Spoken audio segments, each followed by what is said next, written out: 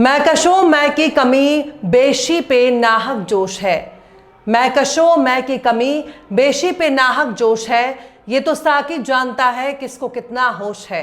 सलाम, नमस्ते, सत श्री अकाल। मैं हूं आपके साथ हर्षिता मिश्रा और आप देख रहे हैं टाइम्स मेल। बिहार में बहार है, नीतीश कुमार है।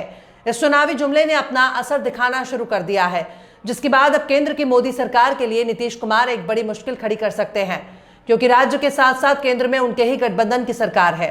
और अगर नीतीश कुमार ने एनडीए में भाजपा के साथ रहकर वक्फ बिल का समर्थन कर दिया, या फिर नीतीश कुमार के होते हुए वक्फ बिल अगर संसद से पास हो गया, तो समझ लीजिए कि उसी दिन बिहार की सत्ता से नीतीश कुमार का बेदखल होना तय है। बीजेपी इसी साल वक्फ संशोधन विधेयक पास कराना चाहती है, पर नीतीश कुमार ऐसा नहीं चाहते, क्योंकि उनको बिहार का चुनाव नजर आ रहा है, जिसमें कुछ ही महीने बचे हुए हैं। लेकिन नीतीश कुमार खुलकर इस पर कुछ नहीं बोल रहे हैं। अगर वो इस बिल के समर्थन में हैं, तो उनको खुलकर बोलना चाहिए। वो इस मुद्दे पर कुछ भी बोलने से बच रहे हैं। ऐसे में नीतीश कुमार की चुप्पी को तोड़ने के लिए विपक्ष आंदोलन कर रहा है। बिहार में बुध के रोज वक्फ विधेयक के खिलाफ जबरदस्त प्रदर्शन हुआ। All India Muslim personal law board ने पटना में महाधरना का आयोजन किया। विधानसभा से लेकर सड़कों तक प्रदर्शन देखने को मिला। विपक्षी पार्टियों ने all India Muslim personal law board के इस विरोध का समर्थन किया। तेजस्वी यादव ने कहा कि उनकी पार्टी इस विधेयक का पुरजोर विरोध करेगी, क्योंकि ये असंवैधानिक और तानाशाही है। तेजस्वी ने आरएसएस पर निशाना साधते हुए इसे नागपुरी विचारधारा करार दिया। तेजस्वी ने सीएम नीतीश पर निशाना साधते हुए कहा कि कुछ लोग सत्ता के लालच की वजह से विधेयक का समर्थन कर रहे हैं। राजधानी पटना के गर्दनी बाग में ऑल इंडिया पर्सनल मुस्लिम लॉ बोर्ड समेत कई मुस्लिम संगठनों ने धरना दिया। वक्फ संशोधन विधेयक के खिलाफ जारी इस धरना प्रदर्शन के बीच सीएम नीतीश कुमार की पार्टी जेडीयू की ओर से अब इशारा आना शुरू हो गया है, जिसमें पता चलता है कि नीतीश बाबू अपनी कुर्सी को खतरे में नहीं डाल सकते। चाहे भले ही मोदी जी की कुर्सी खतरे में पड़ जाए, पर नीतीश कुमार कुर्सी को लेकर कोई भी जोखिम नहीं उठाना चाहते। जेडीयू एमएलसी खालिद अनवर ने कहा कि मुसलमानों में विधेयक को लेकर डर है, और जब तक शंकाएं मुसलमानों की दूर नहीं होंगी, तब तक संसद में पास नहीं होगा। नीतीश चाहते हैं कि स्टेक होल्डर्स की शंकाओं को दूर किया जाए। खालिद अनवर ने कहा कि सीएम नीतीश ने पहले ही कहा था कि इस विधेयक पर स्टेक होल्डर्स से बातचीत करनी चाहिए और उनकी राय को शामिल करना चाहिए। देश के सभी मुसलमान जो इस विधेयक को लेकर तरह तरह के शंकाएं रखते हैं, उनको आश्वस्त करता हूं कि उनकी शंकाओं को दूर किए बगैर ये बिल कानून का रूप नहीं लेगा। तब तक संसद में पारित नहीं होगा। वक्फी संपत्तियों को लेकर मुसलमानों में डर पैदा किया गया है, पर गौर से देखा जाए तो बिहार में कुछ महीनों के बाद चुनावी बिगुल बजने वाला है। पर चुनाव से पहले ही अब मुस्लिमों को लेकर सियासत तेज हो गई है, और ऐसा लगता है कि अगर ये सियासत कुछ दिनों तक ऐसे ही गर्म रही, कहीं भाजपा को बिहार से टाटा बाय बाय ना होना पड़े। वक्फ अमेंडमेंट बिल के मामले में आरजेडी और एनडीए दोनों ही एक दूसरे के आमने सामने खड़े हैं। आरजेडी इस बिल का विरोध कर रही है, तो वहीं बीजेपी इसका समर्थन कर रही है। लेकिन इसी मुद्दे पर बीजेपी के सहयोगी दल जेडीयू और एलजेपी अपने कदम फूंक फूंक कर रख रही है।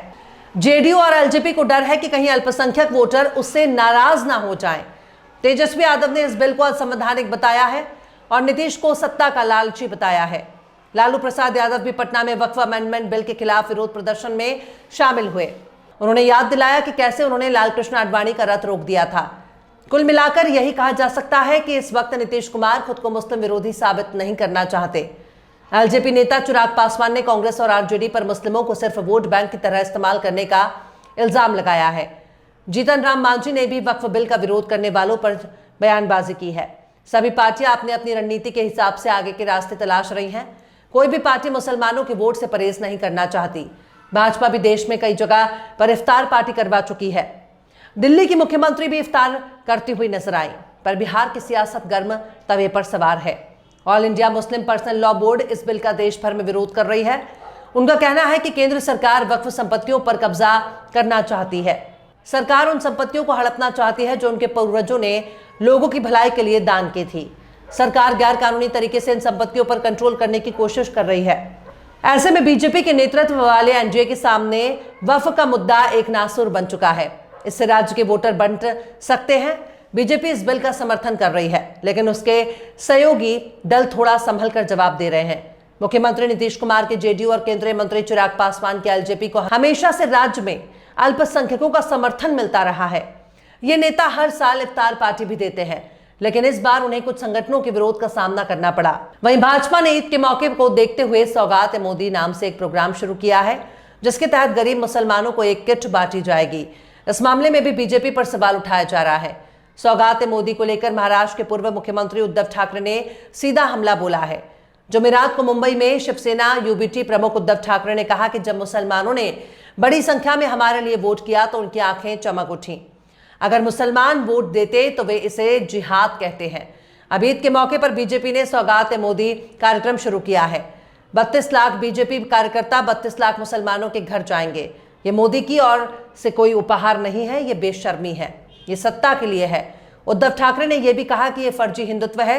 उद्धव ठाकरे ने कहा कि बीजेपी को यह ऐलान कर देना चाहिए कि उसने हिंदुत्व को हमेशा के लिए त्याग दिया है।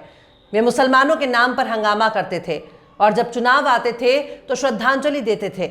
उद्धव ने कहा कि अब देखिए, मुझ पर हिंदुत्व छोड़ने का आरोप लगाने से पहले अपने झंडे से हरा रंग हटा दीजिए। अब हिंदुओं के मंगलसूत्र की रक्षा कौन करेगा? क्या अब कोई हिंदुत्व पार्टी अस्तित्व में है? क्या बिहार यूपी चुनाव तक ही सत्ता में बने रहेंगे या आगे भी बने रहेंगे? खैर, सलमान खान की फिल्म ईद के मौके पर रिलीज होने के लिए तैयार है। फिल्म का नाम है सिकंदर। 30 मार्च को रिलीज होने वाली है, लेकिन एडवांस बुकिंग ने कहर ढा रखा है। मंगल को सिकंदर की प्री सेल्स बुकिंग शुरू हुई थी और जुमेरात की दोपहर तक 2 दिनों में फिल्म के 1 लाख से ज्यादा टिकटें बुक हो चुकी हैं। बीते 15 साल से सलमान खान का सुपर स्टारडम बॉक्स ऑफिस के लिए एटीएम मशीन की तरह साबित हुआ है। 2010 में दबंग के बाद से उनकी लगातार 17 फिल्में 100 करोड़, 200 करोड़ और 300 करोड़ क्लब में शामिल हुई हैं। खासकर ईद के मौके पर सलमान की फिल्म का मतलब सिनेमाघरों में भी जश्न का माहौल है। वहीं बिजनेस की दुनिया में बड़ा फेरबदल देखने को मिला है। रिलायंस इंडस्ट्रीज के चेयरमैन मुकेश अंबानी अब दुनिया के टॉप 10 सबसे अमीरों लोगों की लिस्ट से बाहर हो गए हैं। उनकी नेटवर्थ में पिछले साल के मुकाबले 1 लाख करोड़ रुपए की कमी आई है। ऐसा इसलिए हुआ क्योंकि उन पर कर्ज बढ़ गया है। अब टेस्ला के सीईओ एलॉन मस्क दुनिया के सबसे अमीर आदमी बन गए हैं। उनकी संपत्ति में 82% का इजाफा हुआ है। अब उनके पास कुल $420 बिलियन की प्रॉपर्टी है। पर यह सब कुछ हमारे मोदी जी की वजह से ही हो पाया है। मोदी ने एलॉन मस्क को भारत में इंटरनेट का कारोबार करने के लिए मंजूरी दे दी है, जिसके बाद एलॉन मस्क भारत में कमाई करके लाल हो जाएंगे। भारत की कई टेलीकॉम कंपनियों ने सैटेलाइट इंटरनेट एलॉन मस्क से साथ करार भी कर लिया है। यह सब हमारे मोदी जी की वजह से हो रहा है। मोदी जी इस वक्त अमेरिका के आगे झुक गए हैं। अमेरिका इनको थोड़ा झुकने के लिए बोल रहा था, पर मोदी जी थोड़ा सा करने के लिए नहीं जाने जाते। वो जो भी करते हैं बड़ा करते हैं। इसलिए मोदी जी थोड़ा झुकने के बजाय ट्रंप के आगे लेट गए। पर ट्रंप की नीतियों की वजह से भारत की विदेश नीति का बट्टा लग चुका है। ट्रंप कोई ना कोई भारत विरोधी बयान देता ही रहता है, पर मजाल है जो हमारे मोदी जी उसके बयान पर कोई भी पलटवार कर दें। खैर, विश्वगुरु ऐसे होते हैं, पर वक्त को लेकर नीतीश कुमार पार्टी कहीं विश्वगुरु के सपनों का पलीता न लगा दे। बहरहाल, चलते चलते आखिर में अख्तर शुमार ने भी क्या खूब फरमाया है, मैं तो इस वास्ते चुप हूं कि तमाशा ना बने, मैं तो इस वास्ते चुप हूं कि तमाशा ना बने, तू समझता है मुझे तुझसे गिला कुछ भी नहीं। फिलहाल इस खबर में बस इतना ही। इस पूरी खबर को शम्स तबरेज़ ने लिखा है, जिन्हें आप ट्विटर पर भी फॉलो कर सकते हैं। ट्विटर हैंडल है @शम्स तबरेज़ काजी। ये वीडियो आपको कैसा लगा कमेंट बॉक्स में जरूर बताइए। वीडियो पसंद आए तो लाइक करें, शेयर करें और बेबाक, निष्पक्ष, स्वतंत्र पत्रकारिता को सपोर्ट करने के लिए आप हमारे चैनल टाइम्स मेल को जरूर से सब्सक्राइब करें और हाँ, बेल आइकन की घंटी वाली बटन आप जरूर से दबा दें ताकि आपको हमारे आने वाले नए वीडियो की नोटिफिकेशन फौरन ही मिल जाए। फिर मिलते हैं किसी और वीडियो में एक नई खबर के साथ। हर्षिता मिश्रा को दीजिए इजाजत। जय हिंद। अगर अभी तक आपने हमारे चैनल टाइम्स मेल को सब्सक्राइब नहीं किया है तो जल्दी से सब्सक्राइब कर दें और बेल आइकन भी प्रेस कर दें।